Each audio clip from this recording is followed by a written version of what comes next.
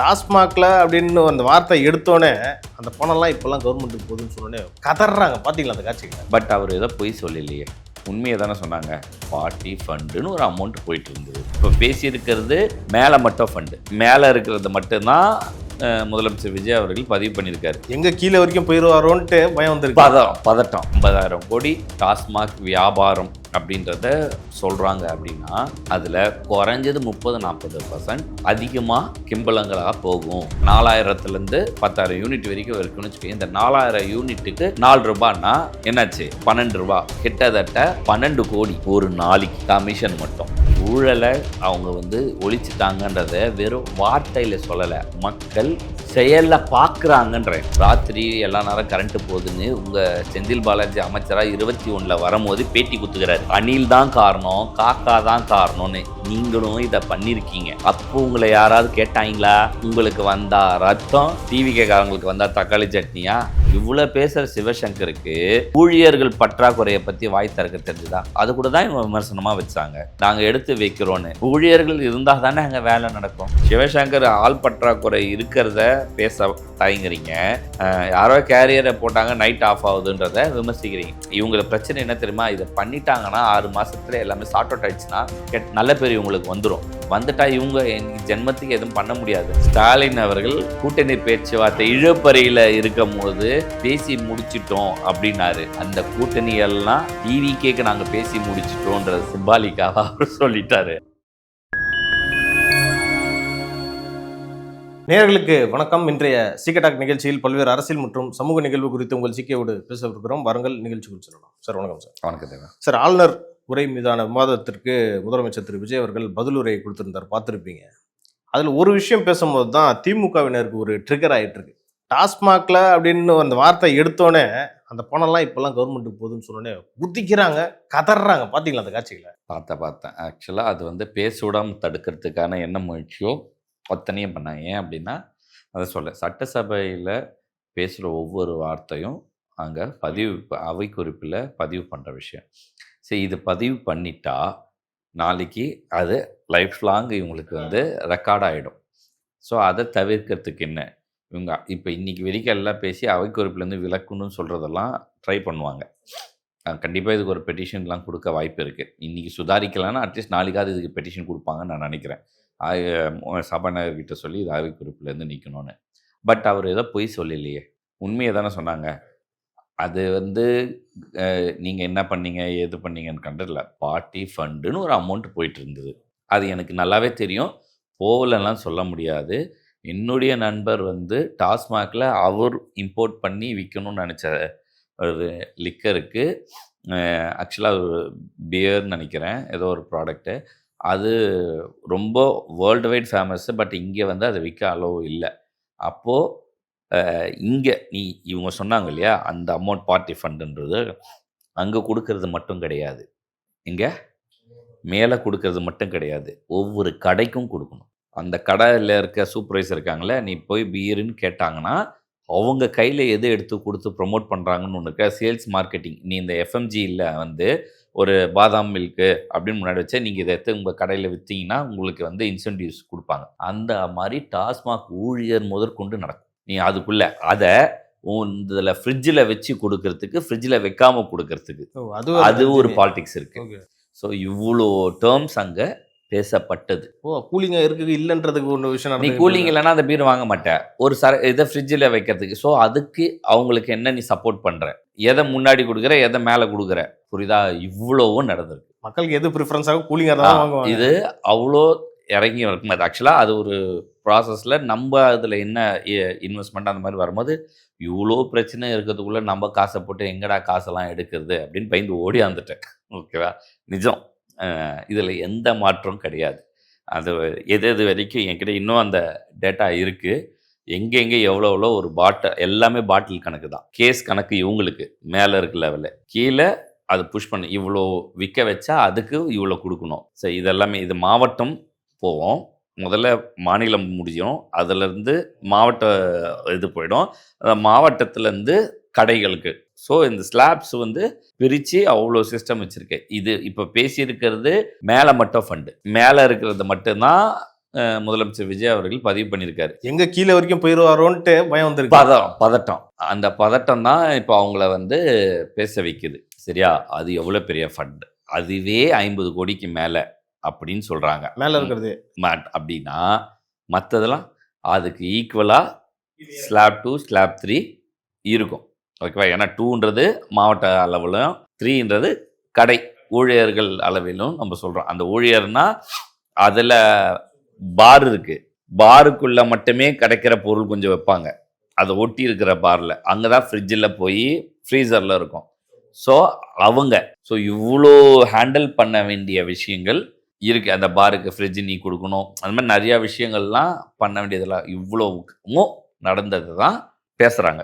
அதில் அவர் வந்து மேலே நடந்து ஒரு அமைச்சர் நாலேஜில் நடக்கிற விஷயத்த மட்டும் அவர் எடுத்து அதை ஸ்டாப் பண்ணி கஜானாக்கு மாற்றினதை பற்றி மட்டும்தான் பேச தொடங்கினார். அதுக்கே உங்களுக்கு ஐயோ அம்மாம்மானா மற்ற ஃபுல்லுத்தையும் மாற்றினா இப்போ எனக்கு என்ன புரியுதுன்னா, சரி இந்த கணக்கெல்லாம் நம்ம பார்க்கல, 44,000 50,000 கோடி டாஸ்மாக் வியாபாரம் அப்படின்றத சொல்கிறாங்க அப்படின்னா, வருமானம் அப்படின்னு சொல்கிறாங்க அப்படின்னா, அதில் குறைஞ்சது 30-40% அதிகமாக கிம்பளங்களாக போகும் அப்படின்னு ஜென்ரலாக 20-30% இருக்கு இல்லையா?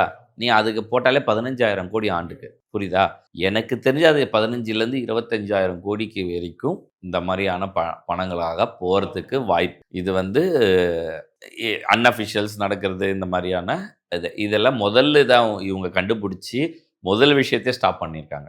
அதான் விஜய் அவர்கள் அந்த தினத்தந்தி பேப்பரில் சொல்கிறார், 6 நாளைக்கு முன்னாடி ஊழலை ஒழிக்கிறாரு விஜய் அப்படின்ற மாதிரி கவர் ஸ்டோரியே வந்துருந்துச்சு. எல்லா இடத்துலையும் நடக்குது தேவா. நேற்று நான் ஒரு திமுக கவுன்சிலரை பார்த்தேன். ஓகேவா? அவர் ஐயா எதுவுமே பண்ண முடியல, ஆஃபீஸர்ஸே கதறாங்க. இப்போ வந்து ஒரு ஃபீஸ், இப்போ விஎல்டின்லாம் இருக்கும் உள்ளாட்சிகளில் வந்து நிலவரின்னு ஒன்று இருக்குது.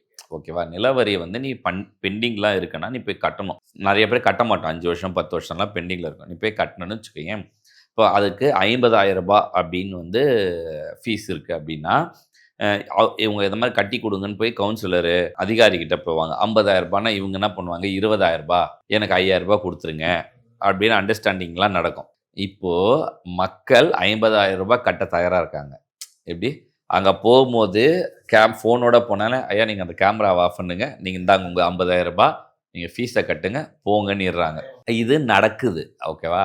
அவர் என்கிட்ட சொன்ன விஷயம், ஒரு ஒரு ஒரு கிச்சனுன்னு அப்ரூவ்லாம் பண்ணுவாங்க உள்ளாட்சி துறைகளில் நடக்கிற இதில். ஓகேவா? உள்ளாட்சித்துறை அமைச்சர் வரைக்குமே ஒரு அமைச்சர் அப்படின்னா ஸ்கொயர் ஃபீட்டுக்கு இவ்வளோன்னு ஒரு காஸ்ட் இருந்தது. ஓகேவா? அது கிட்டத்தட்ட ஒரு கிச்சனுக்கு ஒரு 10,000 ரூபாய் விலை வரைக்கும் இருக்கும். உள்ளாட்சித்துறையில் 15,000 ரூபாயிலேருந்து 35,000 ரூபாய் வரைக்கும் வாங்குவாங்க அப்ரூவலில். ஓகேவா? இது உள்ளாட்சிக்கு வரும்போது இது அதிகபட்சம் 2,000 ரூபாய் 3,000 ரூபாய்க்குள்ளே முடிஞ்சிச்சு. மொத்தம் 45,000 ரூபாய் 50,000 ரூபாய் செலவான இடத்துல அது ஒரு திமுக கவுன்சிலர் பதிவு பண்ணுறாரு. புரியுதா? ஆனால் நான் என்னுடைய நண்பர் ஒருத்தருக்கு ஒரு 30 கிச்சன் மேலே ஒரு அப்ரூவல் வாங்கி கொடுக்கும் போது அமைச்சது இல்லை, அதிகாரிகள் கிட்ட போட்டால் இல்லைன்னு போட்டுடுறாங்க. இந்த லெவலில் தான் இருக்குது. இதில் உள்ளாட்சியில் கொஞ்சம் இது இப்போது சில இடத்துலலாம் வந்து பிடிஓ அந்த ஒரு 10-15 நகராட்சிக்கெலாம் ஒரு தலைமைன்னு ஒன்று இருக்கும். அந்த லெவலில் அங்கே இருக்கிற சேர்மன் அந்த மாதிரி இருப்பாங்க இல்லையா, அந்த இடத்துல வேறு வழி இல்லாமல் சிலது அப்படின்ற மாதிரி ஆயிடுச்சு. அது யார் இருக்கான்னு ஊர் உலகத்துக்கு தெரியும். ஸோ இந்த மாதிரி தான் இருக்குங்க. இது ரொம்ப நல்லா மாறி இருக்கு. ஆனால் எனக்கு என்ன பயம், அதே கவுன்சிலர் சொன்னது என்ன அப்படின்னா, எனக்கு என்ன பயம் அப்படின்னா, பியூரோக்ரன்சி அதாவது அரசு அதிகாரிகள் இப்படி பண்ணுறத நாளைக்கு இவங்களே திருப்பி மாற்றி விட்ருவாங்களோன்னு ஒரு பயத்தில். இப்போ நீ ஒரு ஏதோ ஒரு ஃபைல் கொடுக்குற, ஒரு விஷயம் செய்யணும்னு கொடுக்குற அப்படின்னா உன்னை சுத்த விட்டுட்டே இருப்பாங்க, அலக்கழிச்சிட்டே இருந்தாங்கன்னா அது என்ன ஆகும்னா கடைசியில் ஐயா நான் கொடுத்துட்றேன், எனக்கு வேலை பண்ணி கொடுத்துருங்கன்ற கண்டிஷனு வரும். இது நீ நம்ம தமிழ் படத்தில் ஒரு படம் ஞாபகம் இருக்கா, ரமணா, ஒரு ஊழல் பண்ணால் திருந்த வச்சுட்டே இருந்தாங்க. அதாவது சுத்த விட்டதை கடைசியில் உயிர் பயத்தை காமிச்சு ஒரு நைட்டில் திருப்பி எல்லாத்தையும் கொண்டு வந்தாங்க அதிகாரிகள். பணத்தை இதை விட அதே உயிர் பயத்தை காமிச்சு. ஸோ அந்த மாதிரி மக்களுடைய இயலாமை, அதாவது அங்கே இருக்கிற அந்த தவறுகள் இருக்கும். ஒரு கோப்புனாலே நீயும் நானும் 100% எல்லாத்தையும் கரெக்டாக பண்ணி கொண்டு போக முடியாது. அதை நீ கேட்ப. அதிகாரியா நீ என்கிட்ட கேட்கும்போது நான் அதை தயார் பண்ண போடணும். அது 1ன்னா பரவாயில்ல, 2ன்னா பரவாயில்ல, 3ன்னு பரவாயில்ல. ஒரு 4, 5 தடவை போனால் அதனுடைய ப்ராசஸ் லேட் ஆகும்போது உனக்கும் எனக்கு என்ன தோணிடும்னா, ஐயா நீங்கள் எதாவது வாங்கிட்டு செஞ்சாவது கொடுத்துருங்கன்ற எண்ணங்கள் வரும். அது அந்த மாதிரி ஆயிடுமோ அப்படின்னு. இது நேற்று கிட்டத்தட்ட ஒரு 1.5 மணி நேரம் இது ஒரு கான்வர்சேஷன் நடந்தது.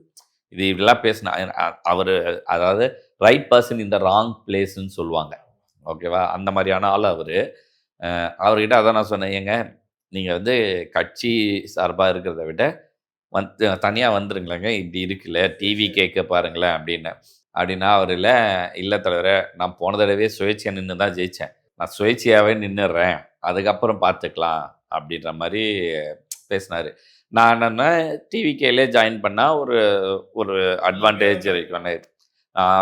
அவர்கிட்ட நான் தேர்தல் முன்னாடியே சொல்லியிருக்கேன், உங்கள் வார்டுலேயும் டிவிக்கே தான் அதிகமாக ஓட்டு வாங்கும், நீங்கள் பாருங்கன்னு. அதை அவர் நேற்று பதிவு பண்ணார் என்கிட்ட. அதாவது இவ்வளோ ஓட்டு நான் வந்து இங்கே என்னுடைய இதுலேருந்து அதிகமாக எல்லாமே டிவிக்கேக்கு தான் விழுந்திருக்கு அப்படின்னாரு. ஸோ இது என்ன சொல்ல வரேன்னா, எல்லா இடத்துலையும் இந்த விஷயங்கள் கரப்ஷன்ஸ்ன்றது சரி செய்து கொண்டு மாறி இருக்கு. அதிகாரிகளும் தானே சரி பண்ணுற நேரத்துக்கு வர ஆரம்பிச்சிட்டாங்க. இதனால் நல்லா புரிஞ்சுக்க, 50,000 ரூபாய் அரசு கஜானாக்கு வர வேண்டிய பணத்தை 20,000 ரூபாவா ஆக்கி 5,000 ரூபாய் இவங்க எடுத்ததுக்கு அரசு கஜானாக்கு 50,000 ரூபாய் அப்படியே நேராக வருது இல்லையா? Double the amount, triple the amount. இது நான் சொல்கிறது 20,000 சேஃபாக சொல்கிறேன். 10,000 ரூபாய் கூட வாங்கியிருப்பாங்க, இவங்க 10,000 ரூபாய் வாங்கியிருப்பாங்க. ஆனால் அரசுக்கு வர வேண்டிய வருவாயை பாதிக்கு மேலே குறைச்சி நடந்தது இல்லையா? இப்போது டாஸ்மாகில் மட்டும் அந்த 50 கோடி மேலேருந்து வந்ததுன்னு கிடையாது. இந்த மாதிரி ஒவ்வொரு உள்ளாட்சி ஊராட்சியிலையுமே இந்த மாதிரி நடக்கிற ஃபண்டுக்கு உள்ளே நிறையா வருது. ஸோ இது வந்து நானே அன்பிரடிக்டபிள். இது நான் உள்ளாட்சி இவ்வளோ இதில் இருந்தால் நானே யோசிக்கல இதெல்லாம்.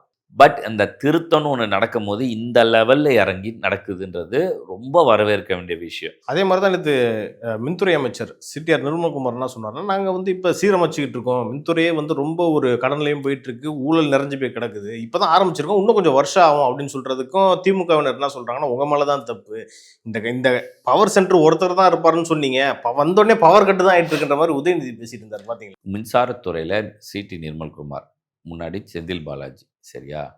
சோலார் பிளான்ட்டுன்னு ஒரு சிஸ்டம் இருக்குது. மெகாவாட் கணக்கில் 100 ஏக்கர் 200 ஏக்கர்னு எடுத்து யார் வேணால் பண்ணலாம். நீ பண்ணலாம், நான் பண்ணலாம். பண்ணி அரசாங்கத்துக்கு இவ்வளோ யூனிட் இவ்வளோன்ற காசில் கொடுக்கலாம். அது 3 ரூபா அப்படின்னு இருக்கும்.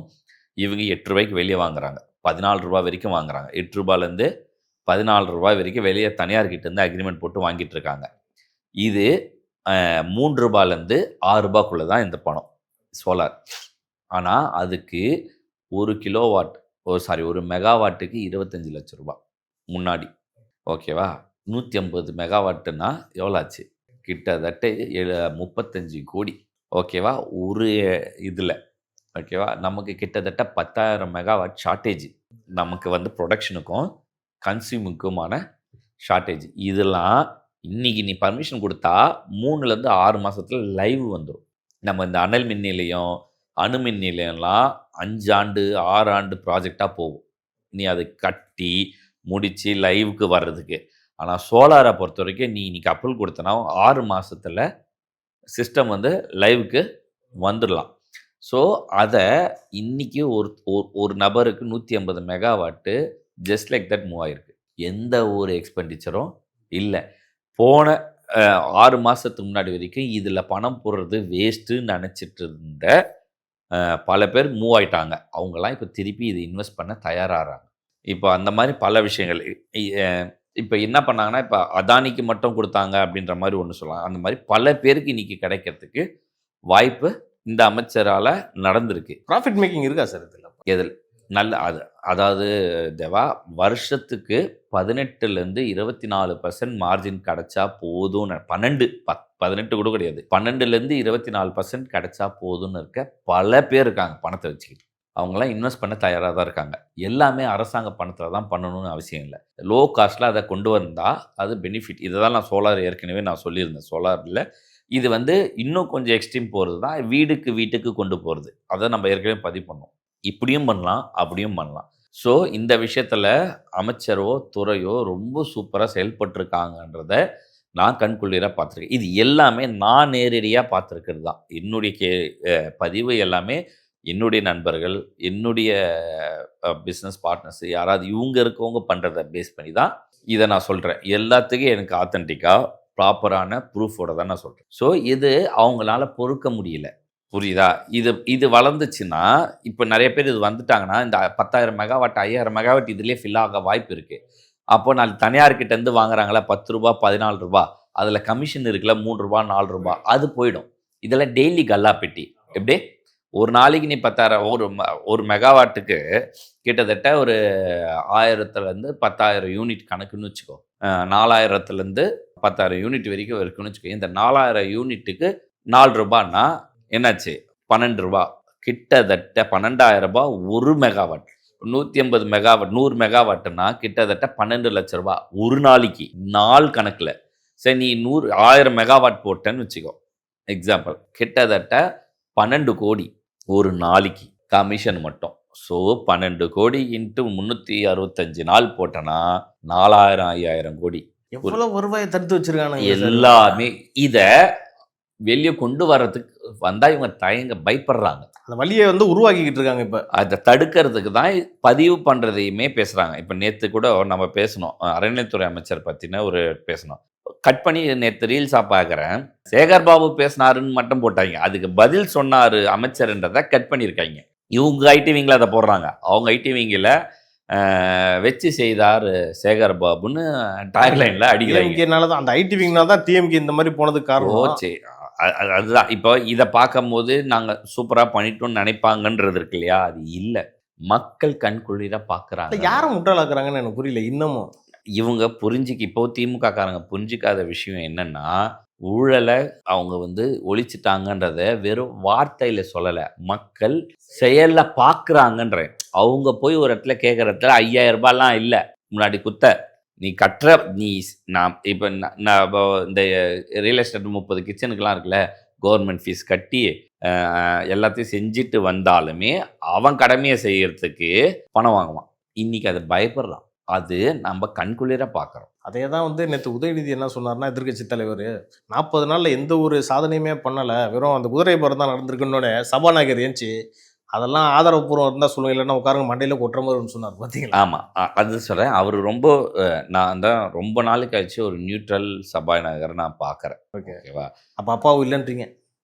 அப்பாவு இவர் 2 பேக்கமே. இப்போ நேற்று அண்ணன் ஆதாவர்ஜுனா அவர் பேசுனது கூட, ஐயா இது நீங்கள் எவிடன்ஸோட பேசுங்க, இல்லைன்னா வேண்டான்னு இங்கேருந்து ஒரு சபாநாயகர் இதுக்கு முன்னே அப்பாவு அப்படி சொல்ல மாட்டார். அப்படி திரும்பி நீங்கள் இது இப்படி செய்ய அதெல்லாம் கிடையாது, நீங்கள் உக்காருங்க நீங்கள் என்ன பேசுங்க, தப்பு வாங்க அப்படின்றவாப்புல.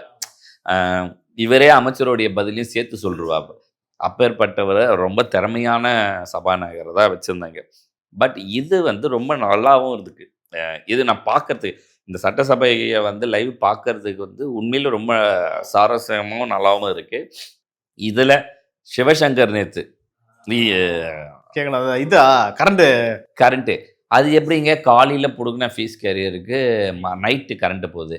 ஐயா, காலையில் டிரான்ஸ்ஃபார்மரில் போய் உக்காந்து செத்த காக்காக்கு தான் ராத்திரி எல்லா நேரம் கரண்ட்டு போகுதுன்னு உங்கள் செந்தில் பாலாஜி அமைச்சராக 21 வரும்போது பேட்டி குத்துக்கிறாரு. அணில் தான் காரணம், காக்கா தான் காரணம்னு. நீங்களும் இதை பண்ணியிருக்கீங்க.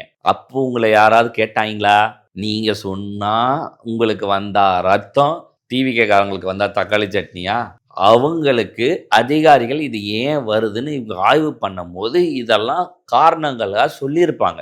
அதை பண்ண அதே அமைச்சர் அங்கே ஃபீஸ் கேரியர் பிடுங்கினால்தான் எல்லாத்துலேயும் போச்சுன்னு சொல்ல, அது ஒரு எடுத்துக்காட்டு காரணம். அது காலையில் நேரத்தில் அங்கே கரண்ட்டு போயிருக்கும். அவங்க பொதுவாக இருக்கும் போது பார்த்த ஒரு 2-3 எவிடன்ஸை ப்ரெசென்ட் பண்ணுறாங்க, அவ்வளோதான். தவிர இப்போ அமைச்சர் யார் யாரெல்லாம் பண்ணுறாங்கன்னு இவங்க பின்னாடி போய் எவிடன்ஸை கேதர் பண்ணுற வேலையை பார்க்கணுமா, இல்லை கரண்ட்டை சரி பண்ணி அடுத்த சொல்யூஷன் பண்ணுற வேலையை பார்க்கணுமா? அவர் அந்த வேலையை தான் பார்ப்பார். வந்ததை 2 சொல்லிட்டாங்க. இவர் என்னமோ அதிபேதாவி மாதிரியும் உலகம் மகா அறிவுஜீவி மாதிரியும். நீங்கள் எப்படிங்க இதை டைமர் செட் பண்ணி சரி அறிவாளிதான் மாதிரி டைமரெல்லாம் பேசுகிறாருன்னா கொஞ்சம் தெரிஞ்சு வச்சுக்கிறார் பொழுது. எனக்கும் ஆச்சரியமா தான் இருந்துச்சு. ஏன்னா செந்தில் பாலாஜி அமைச்சர்ல இருந்து நிக்கிறப்ப அவர் தான் மின்துறை அமைச்சரா இருந்தாரு. அதான் டைமரு அதெல்லாம் பேசுறவே பரவாயில்ல, இவருக்கும் சில விஷயம் தெரிஞ்சிருக்குன்னு நினைச்சு பார்த்தேன். ரியாலிட்டியை புரிஞ்சிட்டு பேச வேண்டிய நீங்க விமர்சனம் வைங்க, ஆக்கப்பூர்வமான விமர்சனம் வைங்க. சும்மா குழந்தை ஏன் சொல்லணும்னு சொல்லக்கூடாது. சொல்லணும்னு சொல்லாதீங்க. நீங்க ஆட்சிக்கு வந்த 21ல் மின்சாரம் துண்டிக்கப்பட்டது, மின்சார வெட்டுகள் இருந்தது. ஒரு வருஷம் எனக்கு தெரிஞ்சு அதுக்கு நீங்க பண்ணதை நான் சொல்ற டேட்டா எடுத்து கொடுக்குறேன். முதல்ல மின்சார பற்றாக்குறை சேம் இதே டைம் தான், வெயில் இந்த அதிகமா இருந்தது இது சமர்ல. பட் அதுக்கு கிட்டத்தட்ட 1000 மேலே மெகாவாட்டை வந்து தனியார்கிட்ட 14 ரூபாய்க்கு உடனே கையெழுத்து போட்டு வாங்கினேன். அதை இந்த அரசாங்கம் பண்ணல. அவ்வளோ விலை கொடுத்து வாங்குறது மின்சாரத்துறையை பாதிக்கும். அதான் நீ நைட் ஒரு நைட்டா ஸ்டாலின் வந்து பார்த்தாருன்ற விமர்சனம் அது அடுத்தது வருவோம். இங்க அடுத்தது இவங்க விஷயத்துல லாங் டேர்ம் ப்ராசஸ் பண்றாங்க ஒன்று. இன்னொன்று, இவ்வளோ பேசுகிற சிவசங்கருக்கு ஊழியர்கள் பற்றாக்குறையை பற்றி வாய் திறக்க தெரிஞ்சுதா? அது கூட தான் இவங்க விமர்சனமாக வச்சாங்க. நாங்கள் எடுத்து வைக்கிறோன்னு. ஊழியர்கள் இருந்தால் தானே அங்கே வேலை நடக்கும். பற்றாக்குறை 15,000 பேருக்கு மேலே ஊழியர் பற்றாக்குறைன்னு இருக்குன்னு சொல்லி அமைச்சர். அதை பற்றி ஏன் நீங்கள் பேசலை? ஏன் நீங்கள் இது வரைக்கும் எடுக்கல? அந்த 15,000 பேர் ஏன் 15,000 பேர் உங்கள் கட்சிக்காரர் கூட கொடுத்துருக்க வேண்டியது தானே வேலைக்குன்னு? உன் கட்சிக்காரனை கூட வளர்ந்துடக்கூடாது, நீ அந்த பதவி கூட அந்த வேலை வாய்ப்பை கூட கொடுக்கலன்னு வச்சுக்கோங்க. நான் அப்படிதான் நான் பார்க்குறேன். சோர்ஸில் இருந்து கூட நிறைய பேர் போட்டிருக்கலாம், அவுட் சோர்ஸில் கூட போட்டிருக்கலாம். சார் எனக்கே இது பிரச்சனை ஆச்சு சார். ஒரு வருஷத்துக்கு முன்னாடி நினைக்கிறேன், கரண்ட்டு கீழே அந்த கேபிள் கட் ஆயிடுச்சு. அப்போ இபியில் போயிட்டு வாங்க கொஞ்சம் ஆள் இருக்குன்னா, ஆள் இல்லைப்பான்ட்டு யார் சொல்கிறாருன்னா அந்த இன்ஜினியரே சொல்கிறார். இல்லை, ரியாலிட்டி தான். என்ன இப்போ அவங்க எப்படி பண்ணுவாங்கன்னா, வேலை செய்யறதுக்கு நீ இன்ஃப்ளூயன்ஸ் பண்ணால் தோண்டி கொடுக்கறது நீங்கள் பண்ணி கொடுங்க, என் ஆள் வந்து இது சரி பண்ணி கொடுக்குறத இது அட்ஜஸ்ட்மெண்ட்டு. நான் திருப்பி அரசாங்க ஊழியர்கள் ஒரேடியாக குறையும் சொல்ல முடியாது. அவங்களுக்கு இந்த பற்றாக்குறை பிரச்சனையும் இருக்கும் போது இதை எப்படி டேக்கிள் பண்ணி வேலை பார்க்கணுன்னு அவங்க பார்க்குறாங்க. அந்த டைமை தான் இதை பண்ணுங்க அதை பண்ணுங்கன்னு சொல்கிறாங்க. சரியா? இப்போ கூட இப்போ இந்த ரோடு முனையில் போய் பாரு, இபிக்கு தோண்டியிருப்பாங்க, ஒரு வீடுக்கு புது கனெக்ஷன் வாங்கியிருக்காங்க, அது மேலே சிமெண்ட் போட்டு மூடல. ஒரு புது ரோடை நீ பண்ணுறீங்க, ஒரு சிமெண்ட் போட்டு மூட, அந்த வீடு கட்டியிருக்க வீடு தான், ஒரு மூட்டை சிமெண்ட் இருக்காதா, ஜெல்லி இருக்காதா? அதிகாரிகள் நீங்கள் ஒரு செல்ஃப் இதுவாக அதை போட்டு மூடினீங்கன்னா பள்ளம் ஆகாது. அது எப்படின்னா, நீ நல்லா புரிஞ்சுக்க, ஒரு பள்ளம் உருவாக்கிட்டேன்னா அந்த பள்ளம் எப்படி பெருசாகுதுன்னா, உன்னுடைய வண்டி அங்கே போய் இறங்கி ஏறும் போது ஒரு ட்ராக்ஷன் உருவாகுது, அது டேமேஜ் பெருசாக்கிட்டே போகுது. ஒரு சின்ன பள்ளம் பெருசாகுது. அது ஏன் அன்னைக்கே பண்ண மாட்டேங்க? அன்னைக்கே ரெக்டிஃபை பண்ண முடிஞ்சிடும். அது ரோடு அப்படியே அதே ஸ்மூத்தில் இருக்கும். மேலே ஒரு தார் அழகாக காய்ச்சி ஊற்றணும்னா தார் ரோடாகவே மெயின்டெனு ஆகிடும். அது ஏன் பண்ண மாட்டேன்றீங்க? அதுக்கு செலவு. இப்போ அரசாங்க இதில் நான் தனியாருமே நான் ஒரு பில்டராகவோ ஒரு வீடாகவோ கட்டுறாங்கன்னா கூட கிட்டத்தட்ட இப்போ லட்சக்கணக்கில் பண்ணிட்டு பண்ணுறோம். இபிக்கு ஒரு 50,000 20,000 செலவழிக்கிறது கூட தயாராக இருக்கும். அது ஒரு 2,000 ரூபாய். நம்ம ரோடை நம்ம சரி பண்ணி வச்சா திருப்பி அது டேமேஜ் ஆகிற காலங்கள் கடந்து போகும். இதுக்கு என்ன ஆகுது, அந்த ரோடு பெருசானா திருப்பி அதுக்கு ரோடு போடணும்னு ஒரு ப்ராஜெக்ட் ரெடி, அதுக்குள்ளே ஏதாவது ஊழல் பண்ணலான்ற ஒரு எண்ணம். அதுக்கு நம்மளும் ஒரு வழிவகரம்ன்ற. சரி பண்ணும் போது எல்லாத்தையும் பண்ணணும். நான் அந்த இன்ஜினியரை கூப்பிட்டு சொன்னேன், ட்ரைனேஜ் போடும்போது ஒரு காங்கிரீட் போட்டு மூடி இருக்கீங்க, ஏன் அந்த இபிக்கு பண்ணல? இதை பண்ணுங்க. இது உள்ள சின்ன சின்ன விஷயம். ஸோ இந்த மாதிரி இதை இன்ஜினியர்ஸையும் மெனக்கிடணும். நீங்களே இதை போட்டு மூடிடணும். ஆக்சுவலாக என்னன்னா, அதுக்கு ஃபீஸ் வாங்கிடுவாங்க. இபியில் வந்து அதுக்கும் சேர்த்து ஃபீஸ்லாம் வாங்குவாங்க, ரோடு கட்டிங்கு ஃபினிஷிங்னு. ஆனால் அதை போடுற அளவுக்கு திருப்பி அதுக்கு மேன் பவர் உங்ககிட்ட இல்லை. இது நம்மளே பண்ணலாம். இது பெரிய செலவில், ஃபீஸ் கட்டின பிறகு ஒரு 1000 ரூபாய் 2000 ரூபாய் செலவில் அது சரி பண்ணக்கூடாது. அதை பண்ணால் ரொம்ப, ஏன்னா அது கோடிக்கணக்கில் போட்டு வீடு கட்டுறாங்க. புரியுதா? நீ அந்த விஷயம் வந்து உனக்கு 2000 ரூபாய் 3000 ரூபாய் பெரிய செலவால் இதையுமே பண்ணலாம். ஸோ இந்த மாதிரி சின்ன சின்ன விஷயங்களையுமே பார்க்கணும். இவங்க சிவசங்கர் ஆள் பற்றாக்குறை இருக்கிறத பேச தயங்குறீங்க. யாரோ கேரியரை போட்டாங்க நைட் ஆஃப் ஆகுதுன்றத விமர்சிக்கிறீங்க. சரி, நீங்கள் பேசுறதுக்கு காமெடியாக இருக்கலாம், உங்களுக்கு பேருக்கு அது வெளியில் 4 பேர் உங்கள் கட்சியில் தூக்கி பேசலாம். ஆனால் ரியாலிட்டி இந்த கவர்மெண்ட்டில் இந்த அமைச்சர் இந்த துறைகள்லாம் கொஞ்சம் ப்ராக்ரெசிவாக பண்ணுறாங்க. அது தயவு செஞ்சு விடுங்க. இவங்கள பிரச்சனை என்ன தெரியுமா? இதை பண்ணிட்டாங்கன்னா 6 மாதத்துல எல்லாமே சார்ட் அவுட் ஆயிடுச்சுன்னா நல்ல பேர் இவங்களுக்கு வந்துடும். வந்துட்டா இவங்க இன்னைக்கு ஜென்மத்துக்கு எதுவும் பண்ண முடியாதுன்னு ஈஸியாக வின் பண்ணிட்டு போயிடுவாங்க. இவங்க வந்து அதுக்கான வேலைகளை பார்க்குறாங்கன்னு தான் எனக்கு தோணுது. ஆனால் பயம் உச்சகட்டத்தில் இருக்குல்ல சார், இப்போ ஏகப்பட்ட உச்சத்தில் இருக்காங்க. இதை எப்படி அவங்க சமாளிக்கணும்? இப்போ நேற்று கூட வந்து பார்த்தீங்கன்னா திமுகவோட பொதுக்கூட்டம் நடக்குது, ஆபாச விதமாக பேசிக்கிட்டு இருக்காங்க சார். இன்னும் திருந்தாமலே பேசிக்கிட்டு இருக்காங்களே சார். ஐயா, நான் தான் சொல்லிட்டேன்ல, நான் உனக்கு நான் ஒரு விஷயம் பதிவு பண்ணுறேன். ஸ்ட்ராங்காக இதை வந்து கட் பண்ணி கூட போடு. போன முந்தின தேர்தல், அதாவது 21 தேர்தலில் எடப்பாடி எதிர்க்கட்சி தலைவராகப்பட்டார். 26ல் ஒரு மாமன்ற உறுப்பினர். மன்ற எம்எல்ஏ சட்டமன்ற உறுப்பினர். ஓகேவா?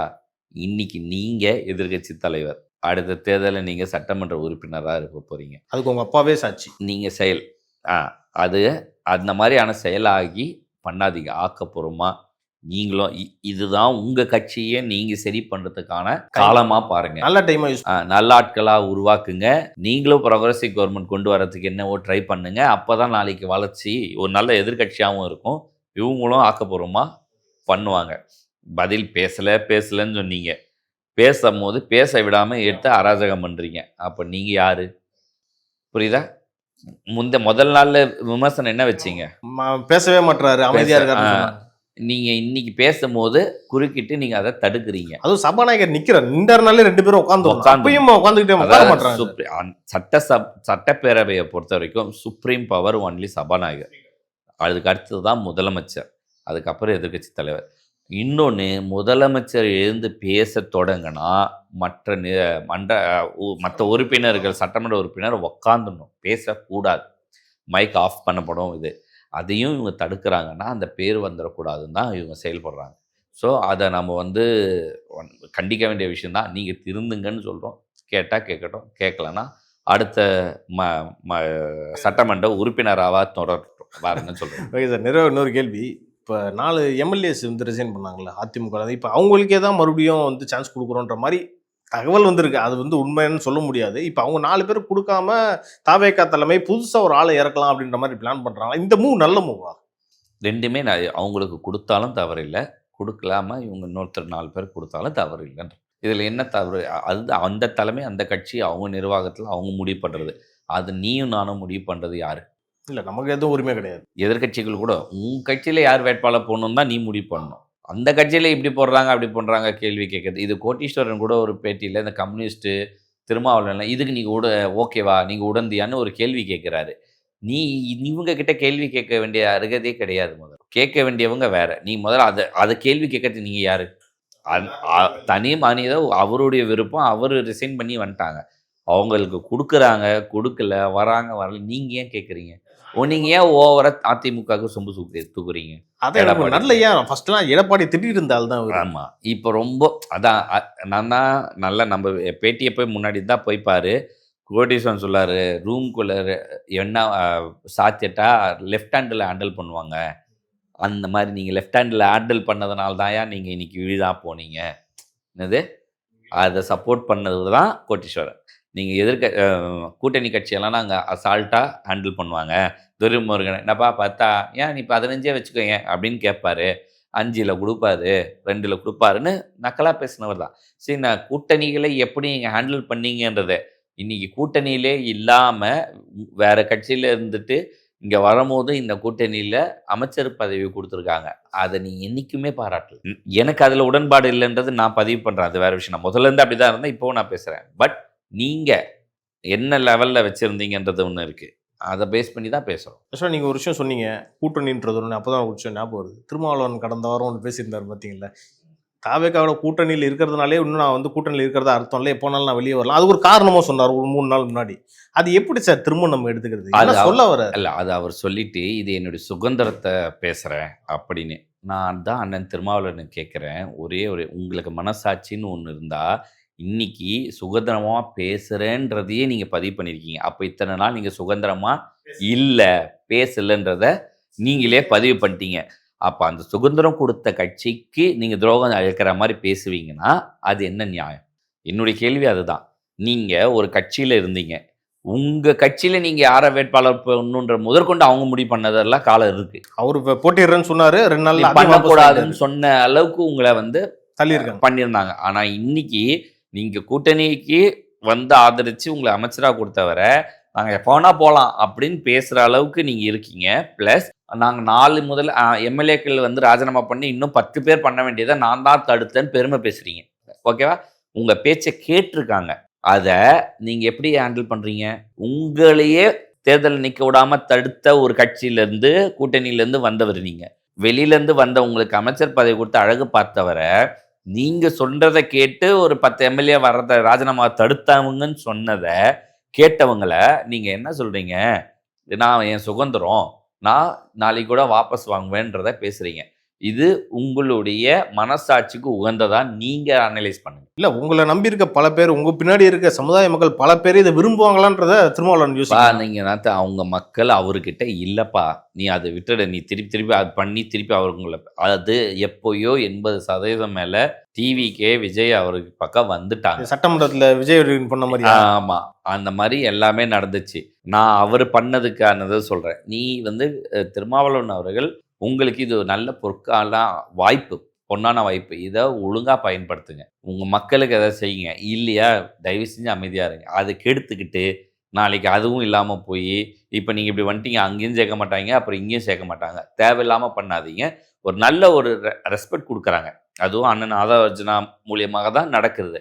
நீங்க அது பிரகாரம் அதை அவருக்கான அந்த மரியாதையாவது கொடுங்க. இப்போ அவருக்கு உங்க கூட்டு வந்த இதுக்கு இன்னும் இவர் இப்படி பேசுறாருன்னு அவரை போய் முதலமைச்சர் கூப்பிட்டு கேட்டால் அவருக்கு எப்படி சங்கடம் இருக்கும்? அவர் எத்தனை தடவை தான் உங்களுக்கு சப்போர்ட் பண்ணுவார்? அவருடைய இதையும் பார்க்கணும்ல. ஸோ தயவு செஞ்சு இதெல்லாம் விட்டுடுங்க. அப்புறம் முதலமைச்சர் நீ சொன்ன முடிஞ்சது ஆக்ஷன் எதில், எலெக்ஷனுக்கு முன்னாடி ஸ்டாலின் அவர்கள் கூட்டணி பேச்சுவார்த்தை இழுபறியில் இருக்கும் போது பேசி முடிச்சிட்டோம் அப்படின்னாரு.